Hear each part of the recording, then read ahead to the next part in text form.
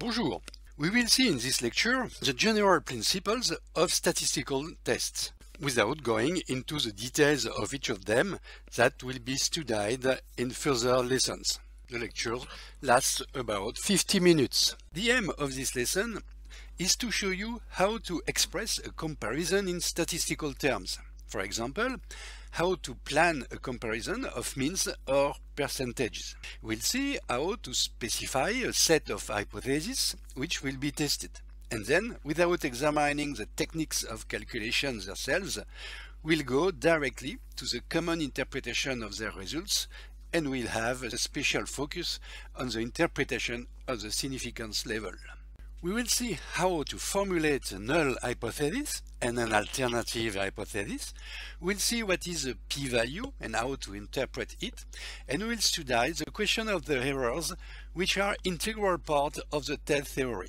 We will see the alpha probability, which measures the risk of committing the type 1 error, the beta probability, which measures the risk of committing the type 2 error, and finally we will see what we call the power of a test. There is no special prerequisite to listen to this lesson. You have just to know the properties of quantitative and qualitative variables and the parameters which describe the distributions of these variables, position parameters like mean and percentage, and dispersion parameters like variance and standard deviation. How do we do to build a statistical comparison test? First of all, the beginning of a study comes from an observation. One does not make a test for looking at what will happen after calculations. One makes a statistical test to answer to a question raised by an observation made on a set of data from two or more groups of values. Let's take a first example. Here is a study about the potential toxic effects on the blood cells due to the exposition to chemical products.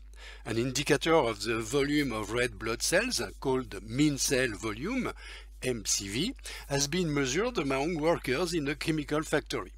A low MCV is a sign of anemia. The assumption is that a close and long exposition to some products could be a cause of anemia. Two groups of workers have been compared. The first group, supposed not to be exposed or not very exposed, has been selected among the office workers of the company. The second group has been selected among the manual workers which are daily and highly exposed to the chemical products. For each group, a sample of 30 workers has been selected for measuring their MCV. And at the end of the study, we have calculated the mean of the MCV among both samples. The MCV mean was 94.7 cubic micrometers among office workers, while it was 92.5 cubic micrometers among the manual workers. And then, the question that arises to us is the following: is the mean of MCV really different between office workers and manual workers? Second example, a gastroenteritis outbreak among a group of persons who shared the same lunch at a party. A tomato dish was suspected, and the frequencies of the disease, that we call attack rates in an outbreak, have been calculated. Among those who have consumed tomatoes, 26.9% became ill versus 19% among those who have not consumed tomatoes. And the question which again arises is to ask whether the risk of gastroenteritis was really higher after having consumed tomatoes at this party. Here are synthesized the issues of these two studies. The first one turned on the differences between two means. The second issue turned on the differences between two percentages. Are these differences true? Are they real? Or are they due only to chance? That's to say, are they due only to sample fluctuations? To answer to these questions, we have to use statistical tests. The second step of the process is to build a set of hypotheses that will be tested. Making a statistical test amounts to testing hypotheses. Whatever the test, the approach is always the same. One starts by stating a hypothesis that we call a null hypothesis, H0. This hypothesis assumes there is no difference between the values of the parameters of the populations from which the samples come. you will notice that this hypothesis is related to populations. The parameters observed on the studied samples are obviously different. The question is, are these parameters, like means, percentages, distributions, similar in the two populations? That is to say, in another way, the samples are not coming from two distinct populations, but they are coming from the same population. And at the same time, one states a second hypothesis that we call alternative hypothesis H1. This hypothesis assumes that the parameters of the populations from which the samples come are different. Let's go back to our first example for stating the hypothesis on the MCV comparison between office workers and manual workers. Null hypothesis H0, the average of MCV is similar in the population of office workers and manual workers. Alternative hypothesis H1, the average MCV is different among the manual workers who are in contact with the chemical products and among the office workers. In the second example, we were comparing the gastroenteritis attack rates according to the tomato consumption. Null hypothesis H0, the gastroenteritis frequency, is similar whatever the tomato consumption. And alternative hypothesis H1, the gastroenteritis frequencies are different between the consumers and the no-consumers. The statement of the alternative hypothesis could be a little bit more specified. When we state that the parameters might be different, that implies we do not know a priori what is the direction of this difference. In this case, H1 is called a two-sided alternative hypothesis. For example, if we plan to compare the frequency of a disease between two countries, one doesn't know a priori which country would have the larger frequency. In the example of gastroenteritis, we didn't know a priori if tomatoes were the cause of gastroenteritis. That could have been another dish consumed in the place of tomatoes. In this case, tomatoes would not be a risk factor, but on the contrary would be protective. Thus, the correct alternative hypothesis should be two-sided. But in the example of MCV, we could have argued that the exposition to chemical products is a cause of microcytic anemia. That implies a decrease of the MCV and never an increase of MCV.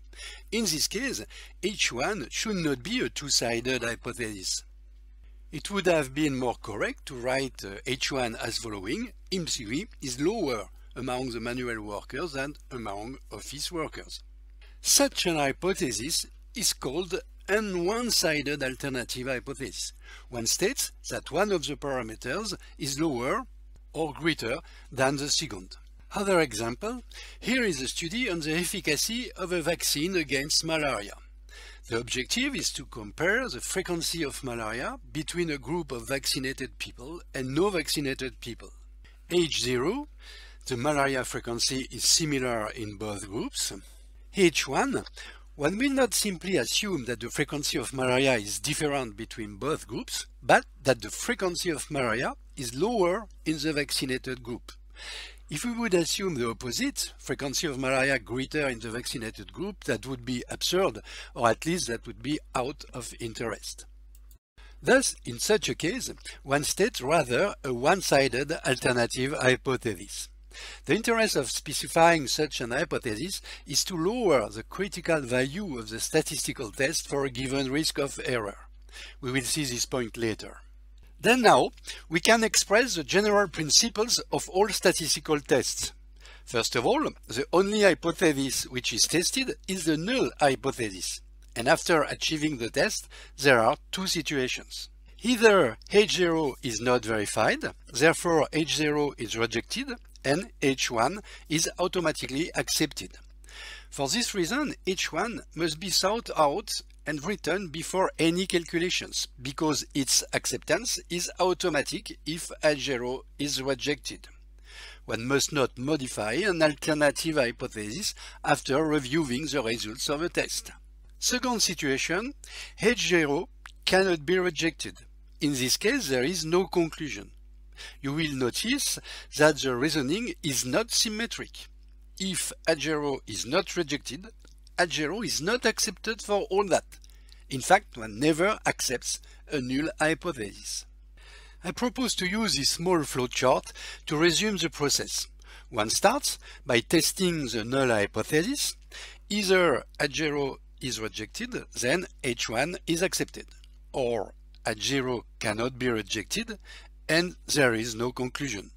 Let us think to the consequences of such a reasoning in epidemiology or in public health.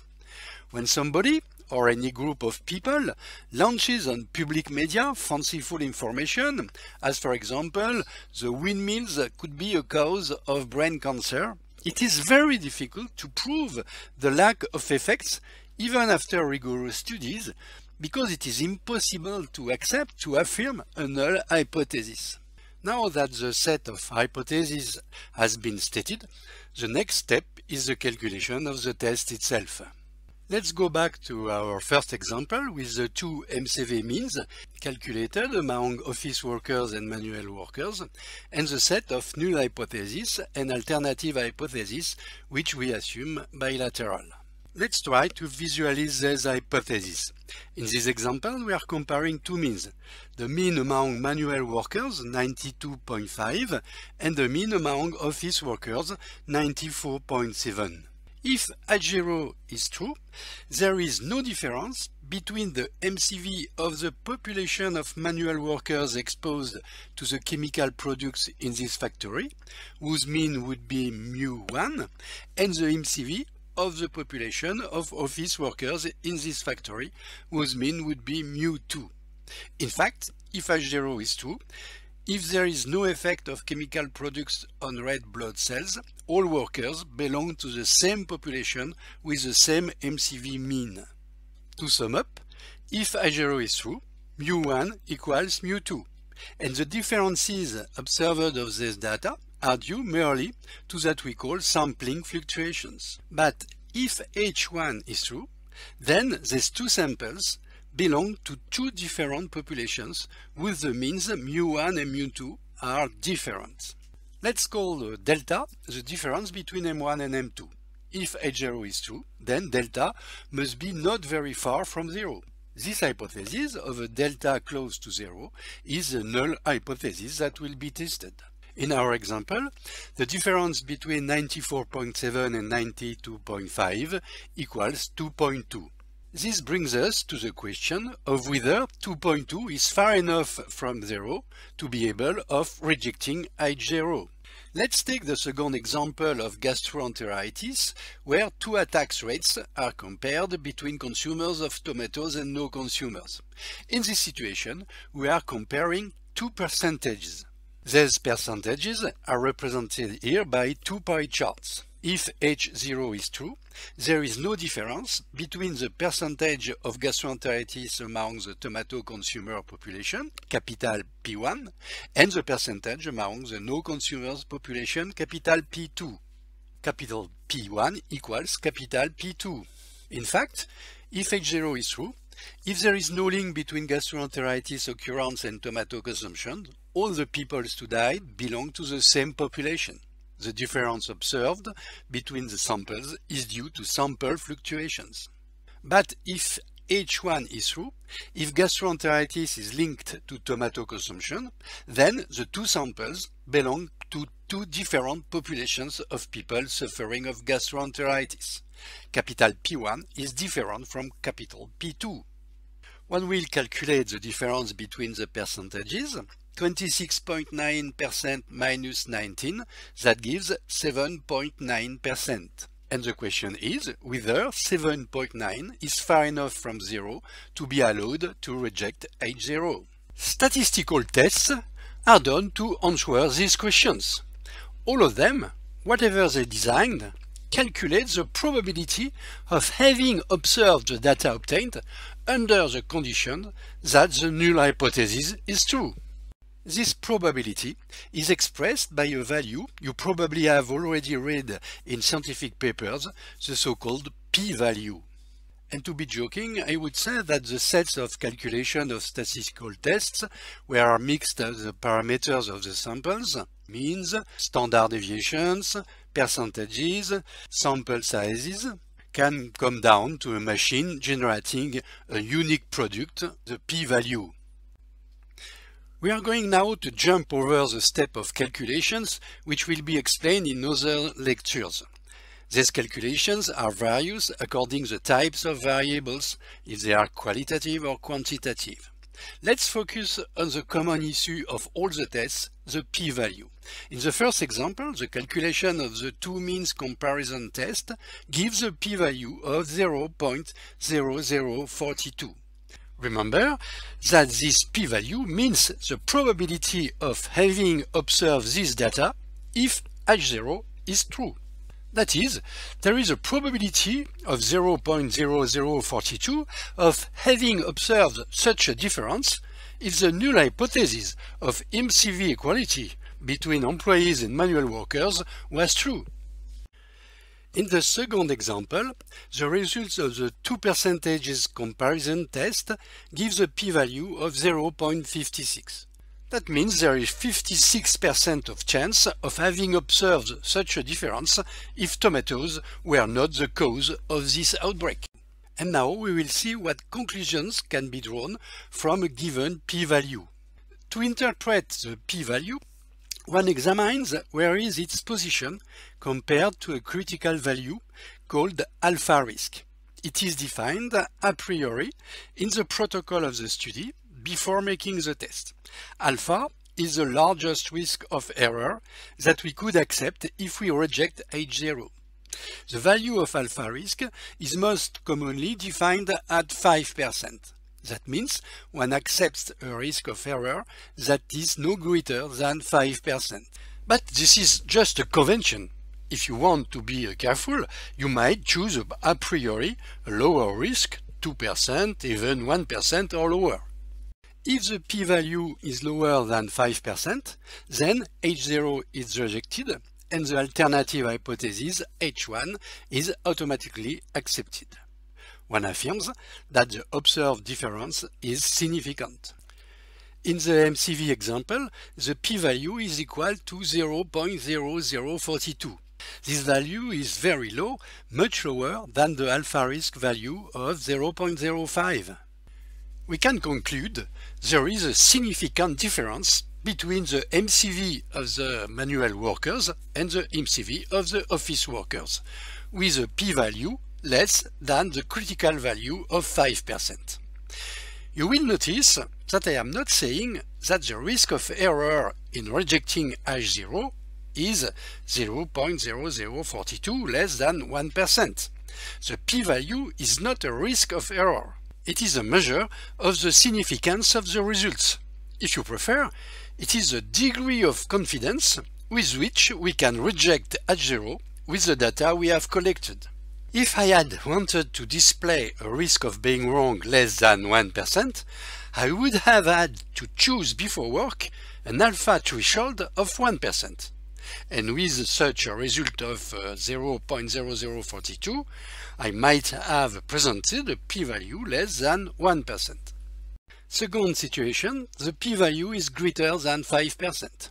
The H0 is not rejected. In this case, it is not possible to conclude. One says only that the observed difference is not significant. In the example of gastroenteritis, the p-value was 0.56. This value is much larger than 0.05. It is not allowed to reject the null hypothesis. Conclusion: the difference between both attack rates is not significant. The tomatoes cannot be incriminated as a cause of gastroenteritis. But on the other hand, one cannot affirm tomatoes are safe. Let's see now some examples of p-value results. If you read scientific papers, you will observe various presentations of p-value. Very often, p is presented like that, less than 0.05 or less than 5%. That means the result of the test is significant. When you see such a p-value less than 0.001, that means the difference is highly significant, although, strictly speaking in this situation, the sign less than is incorrect. We should write either p equals 0.001 or p less than the chosen threshold of 5%. Sometimes one obtains such a result as a p-value of 0.049. Even if this value is not far from the 5% level, it is less than the critical risk alpha defined a priori. The authors may affirm a significant difference.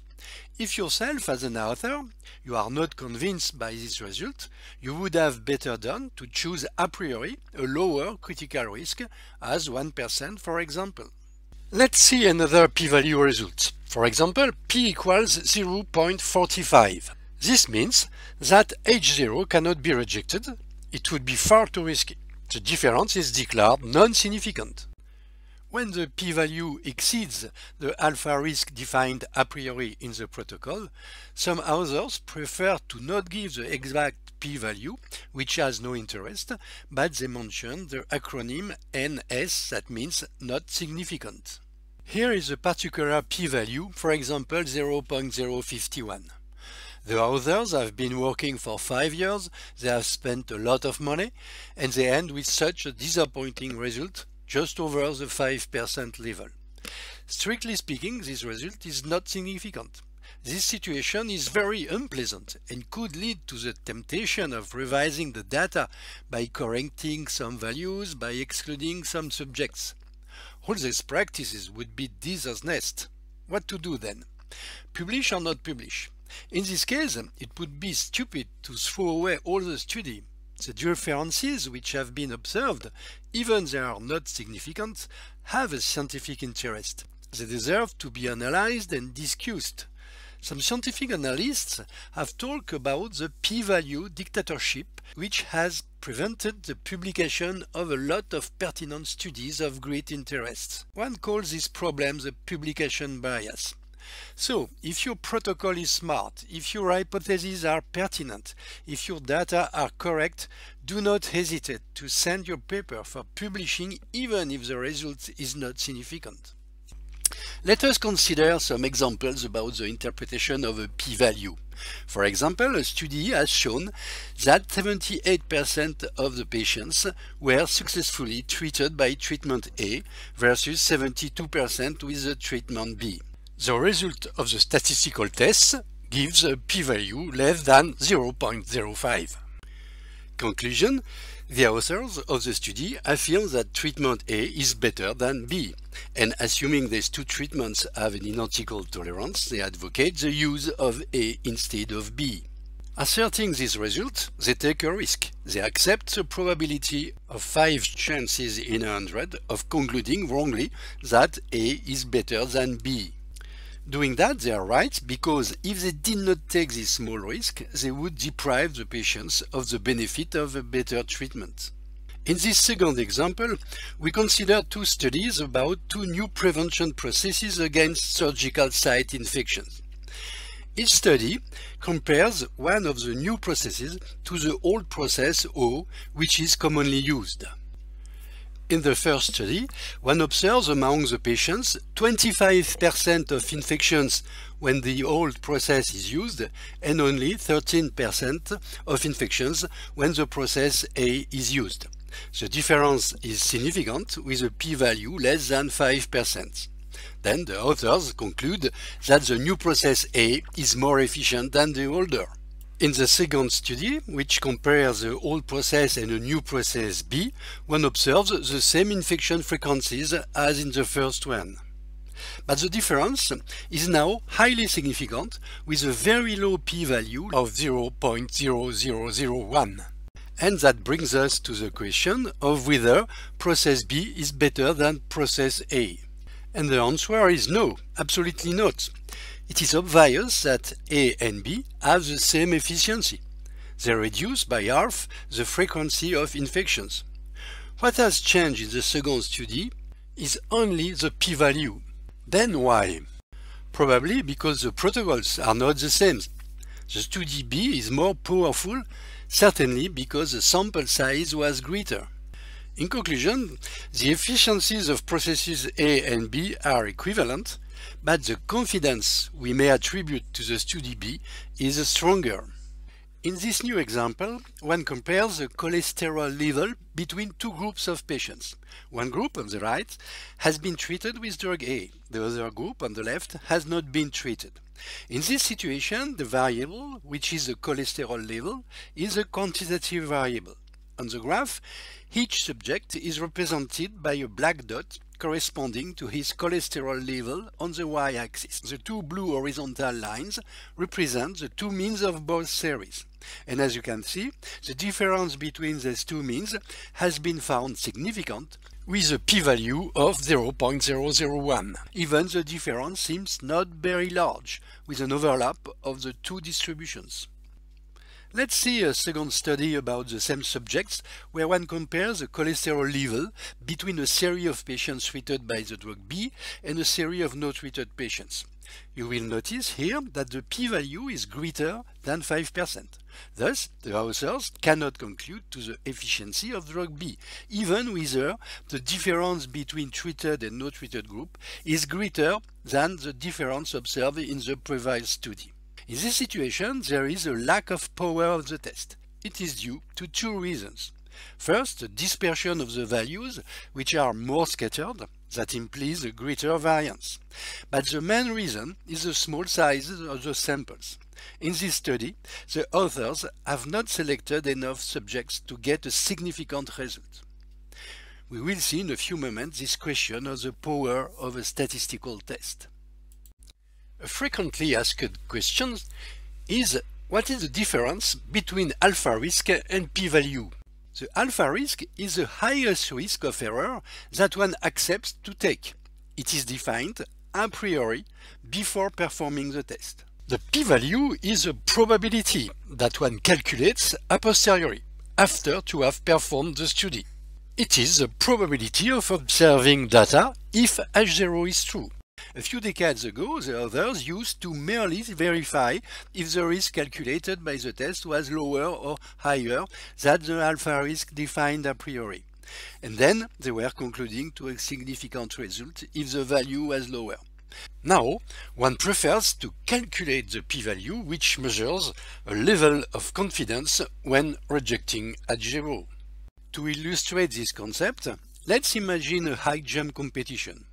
The alpha risk is like the bar that the competitors must cross in order to be selected for the competition. Here the bar has been fixed to 2 meters. If the athlete does not pass over 2 meters, he will not be selected. And the p-value would be the real height that has been reached by the guy. At the time this video has been posted, the world champion is still the Cuban Javier Sotomayor, who has largely surpassed 2 meters by a jump over 2.45 meters. This is somehow his p-value. Thus, making a statistical test implies to take risk. In reality, there are two types of risk: the alpha risk we have already seen and the beta risk. Let's come back to our example 1. We have rejected the null hypothesis because p-value was lower than 1%. But maybe this result is wrong, and in the reality, there is no difference between these two parameters among the manual and office workers' population. The alpha risk is the risk of making that we call the type 1 error. This error occurs when one asserts a difference which does not exist in reality. To say it in another way, the alpha risk is the probability of rejecting H0 if H0 is true. Let us illustrate this concept of alpha risk. Here is a wall tiling sample made of 25 slabs. Among them, 20 are blue, that is 80% of the total of slabs. Here is at the bottom of the screen a second sample of 25 slabs made of 9 blue-colored slabs, that is 36% of the sample area.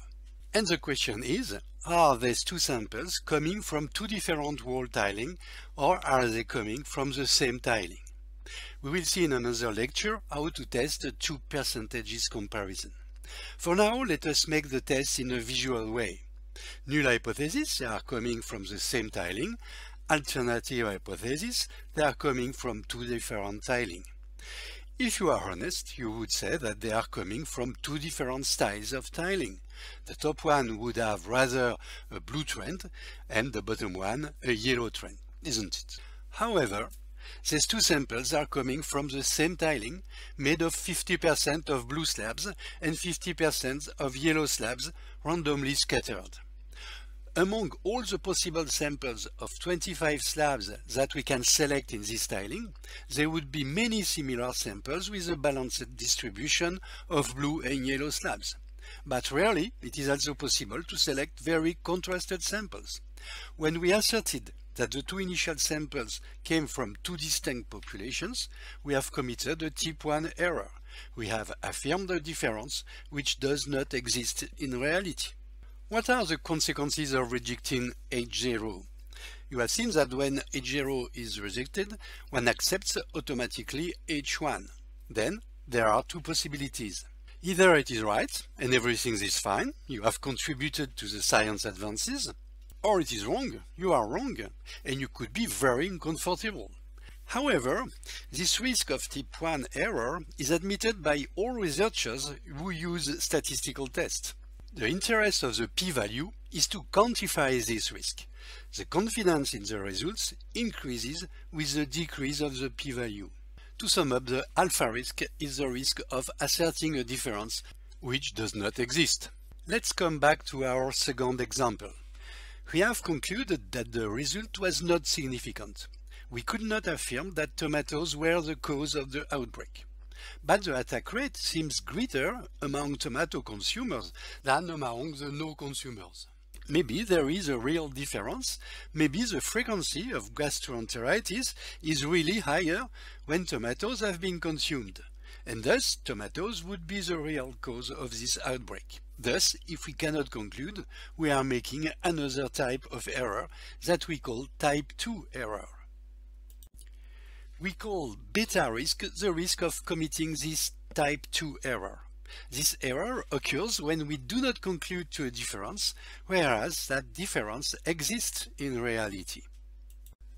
To say it in another way, the beta risk is the probability of not rejecting the null hypothesis H0, while the alternative hypothesis H1 is true. Here's the reason why it is not possible to assert a null hypothesis, to assert a lack of difference, because one does know how to quantify the risk of error beta when making such an assertion. Simply, one does not conclude. Let's come back to our hard choice of all tiling to illustrate the beta risk. Here is a new sample of 25 slabs with a proportion of 48% of blue slabs, and on the right another sample with 52% of blue slabs. And I ask you again the same question: are these two samples coming from the same tiling wall or not? Or in statistical terms, are these 2% significantly different? If you make the test visually, I presume you would answer that they are coming probably from the same wall. You would not reject the null hypothesis. But bad luck! You are probably not surprised that I extracted these two samples from two different tiling walls. The left one with a 30% proportion of blue slabs and the right one with 60%. These two populations are different, whereas the samples were quite similar. You have made a fatal error on the style of your future bathroom when you did not clearly remark the difference, when you did not reject H0. You have made a type 2 error. Let's see now what would be happened if the sample size had been greater. Here we present two samples of 48 slabs instead of 25. The samples were selected from the two previous walls. You can see that the similarity of these two samples is decreasing. The right one looks more blue than the left one. When the sample size increases, this impression is stronger. And now, in front of these samples of 100 of units, you might reject the hypothesis of a same tiling wall with a rather good confidence. This presentation illustrates a fundamental concept, that is to say that the beta risk decreases according to the sample size. The larger is the sample size, the lower is the beta risk. We call power of the statistical test the opposite of the risk beta. Power equals 1 minus beta. If beta is estimated to 10%, the power equals 90%. Like beta, but conversely, the power of a statistical test depends directly from the sample size. If you want to detect a small difference, then you need a powerful test. The smaller is the difference to detect, the larger must be the sample size. The concept of beta risk and power is used at the beginning of a study when developing the protocol. There are formulae which permit to calculate the sample size which is needed to detect an expected difference with a given power. These formulae are specific for each statistical test. Anyway, whatever is the test, you will have always to answer to the same set of questions. First, what is the lowest difference you want to detect? The smaller the difference you want to detect, the greater will be the sample size. Then, the standard deviation of this difference. But here there is a snag, because you don't know a priori what is the standard deviation. You have to estimate the standard deviation either with a quick pilot study or with previous published data. The larger is the standard deviation, the larger will be the sample size. Then, what is the alpha risk that you admit? Either 5% or lower, 2%, 1% if you want more confidence in the results. The smaller you choose the alpha risk, the larger will be the sample size. And at last, the beta risk that you admit. The softwares ask often to enter the power needed instead of the beta risk. This is equivalent.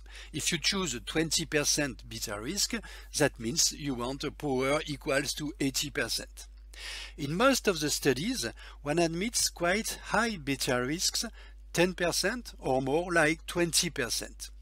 Two reasons for that. First, because one considers that type 2 error is less severe than the type 1 error. Second reason, the sample size which increases according to the square of the power. If you want to build those realistic studies with an admissible cost, you have to reduce your claims in terms of statistical risks. As you should never increase the alpha risk over 5%, the only way is to tolerate a less strict beta risk. What are the consequences of not rejecting H0? We have seen that not rejecting H0 is not at all equivalent to accepting it. It means only that it is impossible to conclude. Then there is two possibilities. Either it is right, there is no difference in reality, there was nothing to detect. Or it is wrong, you have not detected a real difference because your study was not powerful enough. Remember that you have already seen, if you want to reduce this beta risk or to increase the power of the test, let's increase the sample size. But that implies to ask for increasing the budget of the study. Thus, if you trust in the interest of your study, if you are confident in the pertinence of your alternative hypothesis, do not skimp on the means to implement. On the opposite, if you are not sure to detect a sufficient difference, let's think long and hard before to engage substantial resources unnecessarily. Thus, remember, the beta risk is the risk to not observe a difference which exists in the reality. Let us compare these two risks, alpha and beta. Making a statistical test is like doing a wave in order to look if there is any difference between the two plates of a balance. Let's imagine that we are testing the efficacy of a vaccine against AIDS. If the vaccine is efficient, but if you do not detect the difference, you make the type 2 error due to the beta risk, and you miss a major advance in medicine. This is a serious error. But conversely, if you conclude to an efficacy that does not exist, you will commit the type 1 error. I suppose you are convinced that this conclusion is even more serious than the previous one. In this example, you have to choose a low alpha risk in order to minimize this probability. Here is another example that relates to the question of a possible link between the vaccine against B hepatitis and the occurrence of multiple sclerosis, which is a severe neurologic disease. The beta risk is the risk to not detect a link between vaccine and multiple sclerosis. This error would be very serious because this vaccine is largely distributed, and even if the probability of multiple sclerosis is low, it would be intolerable to subject the population to this risk. Conversely, if you conclude to a link that does not exist in reality, the consequences would be dramatic because the vaccine against B hepatitis will be abandoned, and this will lead to a dramatic increase of the frequency of B hepatitis, which is also a severe disease. Concerning this particular problem of a possible relation between the B hepatitis vaccine and the multiple sclerosis, a lot of various studies which have included thousands of subjects have been performed since 2 or 3 decades. Even if some rare studies were divergent, most of them have never asserted a link. Although we have seen that it is impossible to assert with certainty a lack of difference, the summation of all these studies have made the beta risk always lower, and currently every specialist are agreeing with the safety of the B hepatitis vaccine. And my counsel to you would be vaccinate yourself. To sum up with these 2 statistical risks, here is a small diagram published in all the statistic textbooks. In columns is the reality, either H0 is true, either H1 is true. In lines is your decision after performing a statistical test. Either H0 is not rejected, either H0 is rejected, that implies H1 is accepted. Therefore, there are 4 situations. Either H0 has not been rejected, whereas H0 is true. Thus, all is right. Either H0 has been rejected, whereas H1 is true. That is still better, one has found something interesting. Either H0 has been rejected and H1 has been accepted, whereas H0 is true. This is the type 1 error due to the alpha risk. Or H0 has not been rejected, whereas H1 is true. This is the type 2 error due to the beta risk. Well, we are at the end of this lecture. We have seen how to build some hypotheses from data previously observed. We have seen the kind of results given by the statistical test, and we have learned how to interpret the p-value. But I feel from my listeners like a frustration. I've told nothing about what everybody was waiting for, the practice of statistical tests. How to calculate this famous p-value? The reason is there is a lot of statistical tests, each of them fit with various situations. So I am giving you another rendezvous for lectures about the statistical test practice. How to compare 2 or more means, how to compare one mean to a theoretical mean, how to compare 2 or more percentages, and so on. So I tell you, à bientôt!